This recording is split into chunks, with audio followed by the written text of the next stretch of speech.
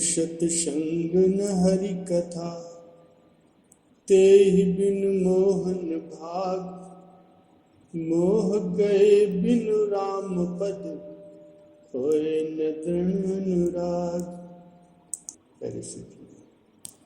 मनुष्य को सांसारिक मोह से छुटकारा पाने के लिए सत्संग और साधना करनी चाहिए।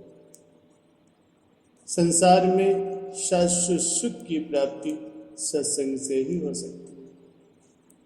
परमात्मा की भक्ति कैसे करें, ये शिक्षा सत्संग में ही दी जाती है। परमात्मा ने हमें सब कुछ दिया है, इसलिए उसकी भक्ति और प्रेम करना चाहिए। सब दुखों की जड़ मोह, इस मोह को त्यागना है तो सत्संग सुनो। परमात्मा की भक्ति करने से पहले संत महापुरुषों के वचनों पर विश्वास करना अति आवश्यक है। परमात्मा का दर्शन इन चर्म चक्षुओं से संभव नहीं। जीवन में जो भी सुख और दुख आते हैं वो अपने कर्मों का ही फल होता है। इसलिए संत महापुरुषों की वाणियों का अमृत पान करें, उन पर दृढ़ श्रद्धा और विश्वास रखें। महापुरुष फरमाते हैं कि उस धन का संचय करो जो आगे काम आए। इस सांसारिक धन में क्या रखा, गठरी सिर पर रखकर किसी को भी आज तक ले जाते साथ नहीं देखा। लोभ और मोह के कारण ही इस संसार में अधिकतर पाप कर्म होते हैं। इसीलिए लोभ और मोह को त्यागने का प्रयास करें, क्योंकि बड़े से बड़ा घड़ा भर सकता है पर मनुष्य का मन कभी नहीं भरता। जो मनुष्य लालसा और वासना से प्रभावित रहते हैं, जिनका मन कामनाओं का जाल बुनता रहता है, वो कभी भी तृप्त और संतुष्ट नहीं होते। अधिक धन संपन्न होने पर भी जो असंतुष्ट रहता है वो सदा निर्धन है, और धन से रहित होने पर भी जो संतुष्ट है वो सदा धनी है। धन संपदा, सांसारिक जीवन, भोग विलास और विभिन्न प्रकार के स्वादिष्ट व्यंजनों के सेवन के मामले में सभी प्राणी अतृप्त रहकर ही चले गए और चले जाते हैं। इसलिए कहा जाता है कि सदा ही अपने धर्म का अनुसरण करें, क्योंकि मृत्यु होने पर मित्र, परिवार, ये धन संपदा ये कुछ भी काम नहीं आते। सिर्फ प्रभु की भक्ति और अच्छे कर्म ही हमारे साथ जाते हैं। मोह को सभी व्याधियों का मूल कहा जाता है, क्योंकि मोह से ही समस्त प्रकार के दुखों की उत्पत्ति होती है। अगर मोह की जड़ ही कट जाए तो फिर शांति ही शांति है। एक बार एक सेठ धन कमाने के लिए विदेश को गया और उसके पीछे एक नादान बच्चा जो कभी माता की गोद में ही था उसे छोड़ गया। विदेश में उसे कई वर्ष बीत गए। उसके पीछे वो बच्चा जवान हो गया। उसने अपनी माता से पूछा, माता जी मेरे पिताजी कहाँ रहते हैं? वो बोली, बेटा वो विदेश में रहते हैं, उनके पत्र आते रहते हैं, लेकिन उनका कारोबार वहाँ पर इतना विशाल हो गया है कि उनको घर आने का अवकाश ही नहीं मिल रहा। लेकिन अब तुम जवान हो गए तो अच्छा होगा कि तुम स्वयं ही अपने पिताजी को मिलने के लिए चले जाओ। उनका पता मैं लिख देती हूँ। अपनी माता की बात सुन करके वो लड़का तैयार हुआ। उसकी माता ने उसके पिता के नाम एक पत्र लिखा कि ये आपका अमुक बेटा है, जिसको आप विदेश जाते समय मेरी गोद में ही छोड़ गए थे।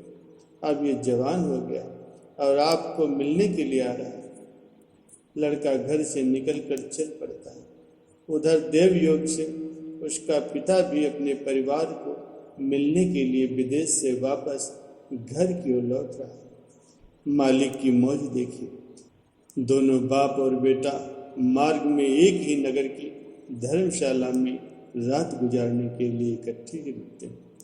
लेकिन बेटा न तो बाप को पहचानता है और न ही बाप बेटे को पहचानता है। जिस कमरे में वो दोनों बाप और बेटा ठहरे थे, उस कमरे में दूसरे कई यात्री भी ठहरे हुए थे। अचानक ही रात के 12 बजे लड़के के पेट में दर्द उठा। वो दर्द इतना ज्यादा बढ़ गया कि लड़का जोर जोर से रोने और चिल्लाने लगा। उसके रोने की आवाज सुनकर के शेठ की आंख खुल गई, क्योंकि उसके आराम में विघ्न पड़ रहा था। उसने धर्मशाला के चौकीदार के द्वारा उस लड़के को पकड़कर धर्मशाला के बाहर निकलवा दिया और आप सो गया। सर्दी का मौसम था। बूंदाबांदी के साथ साथ ठंडी हवा भी चल रही थी। लड़का एक तो बीमार था, दूसरे जाड़े की शक्ति को वो सहन नहीं कर पाया और वहीं पर मर गया। प्रातः हुई धर्मशाला का द्वार खोला गया। लोग बाहर निकले तो देखा कि एक यात्री सर्दी लगने के कारण मरा पड़ा है। सब लोग इकट्ठे हो गए। वो सेठ भी बाहर आया। इतने में पुलिस भी वहां पहुंच चुकी थी। पुलिस ने आते ही उसको देखा तो उसकी जेब से एक चिट्ठी निकली, जो उसकी माता ने उसके पिता के नाम लिखी थी। लोगों ने उस चिट्ठी को पढ़ा। किसी की समझ में नहीं आ रहा था कि ये कौन है, लेकिन जब उस सेठ ने चिट्ठी को पढ़ा तो उसका मुंह पीला हो गया। जब उसे ये विश्वास हो गया कि ये तो मेरा ही इकलौता बेटा, तो वो गस खा करके धरती पर ऐसा गिरा कि उसका सिर फट गया और प्राण पखेरु उड़ गए। यानी कि दोनों बाप और बेटा समाप्त हो गए। ये क्या है? ये सब मोह और माया का ही करिश्मा है। जब तक उन सेठ के अंदर मोह नहीं था, तब तक कुछ नहीं था, लेकिन जब मोह और ममता आ गए तो अपने प्राण, अपना धन, सब कुछ खो बैठा। मोह महादुख रूप है, या को मार निवार, प्रीति जगत की छोड़ दे, तब पावे कुछ सार। सभी दुखों का मूल कारण मोह ही होता है। इस मोह से ही समस्त प्रकार के कांटे उत्पन्न होते हैं, जो सदा ही मनुष्य के हृदय में चुभते रहते हैं। ये मोह ऐसा है, ऊपर से तो बड़ा मीठा लगता है, लेकिन इसका परिणाम अत्यंत ही कड़वा और दुखदायी होता है। इसीलिए संतों ने संसार और संसार के पदार्थों के मोह को दुखदायी माना है। प्यारे सज्जनों, भक्ति और मोह का कोई मेल नहीं होता। जहाँ भक्ति है वहाँ मोह नहीं हो सकता, और जहाँ मोह है वहाँ फिर भक्ति नहीं रह सकती। जैसे अंधेरा और उजाला दोनों एक साथ एक जगह नहीं ठहर सकते, इसी भांति भक्ति और संसार का मोह भी इकट्ठे नहीं रह सकते। इसीलिए संत महापुरुषों की वाणियों पर अमल करो, ज़्यादा से ज़्यादा सत्संग सुनो और अपने जीवन को भक्ति पथ पर अक्षय करो। तभी सच्चे सुख और शांति की प्राप्ति हो सकती है।